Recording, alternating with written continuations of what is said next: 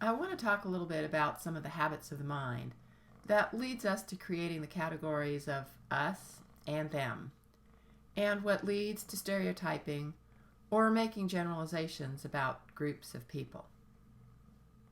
I already talked about how we create the category of the other and how our mind lends itself to dichotomizing categories. Things are either this or that. This kind of quick sorting of things allows us to navigate the world quickly. By sorting things into simple categories, we can make quick decisions. And indeed, we filter and sort inordinate amounts of information as we go through our day-to-day business, taking in information through our observations and then acting on how our brain processes the information.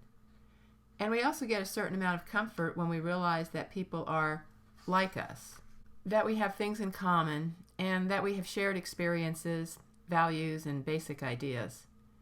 We get a tremendous amount of comfort in knowing that we have a shared culture. And what I mean by that is that we have a shared way of knowing the world that we agree upon meaning. And the opposite of that kind of feeling is the feeling that you have when you are immersed in a culture that's foreign to your way of knowing the world. What's sometimes referred to as culture shock.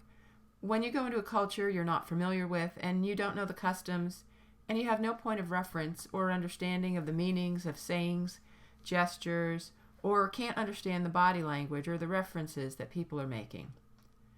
Culture gives us a shared understanding of the world, and we feel tremendous comfort and ease with that shared culture, as opposed to one that we're not familiar with and have to put a tremendous amount of energy into navigating.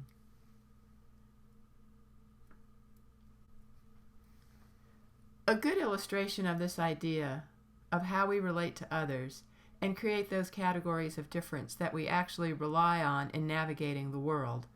That story is shared by Newman when he discusses how he had difficulty in relating to a person that called him on the phone, when he had conversations with Chris. David Newman was working as an expediter, and his job entailed talking to people on the phone. Depending on whether he was talking to a man or a woman on the phone, he'd construct his exchanges of small talk around gender-based topics. Sports and automobiles for men, culinary discussions with females. And then he conversed with Chris, and as Newman states, he became conversationally disoriented because he was too busy listening for gender cues. In Newman's own words, part of me was ashamed that I could be so shallow as to be unsettled by not knowing the sex of the person on the other end of the phone line. I was a sociology major in college at the time and was taking a class called Gender and Society, in which I came to appreciate issues of differential treatment and inequality. I had even begun to announce to my friends that I was a feminist. In another setting, I might have embraced the ambiguity, but I had a job to do here, and Chris wasn't helping. So I was a little bit miffed. At some level, I expected Chris to provide the requisite gender information that would have made my interactions, and therefore my job, easier. Eventually, Chris said something about her husband and kids, and the mystery was solved. But the fact that the ambiguity created so much difficulty for me attests to the crucial role that such commonplace distinctions place in our everyday interactions with others.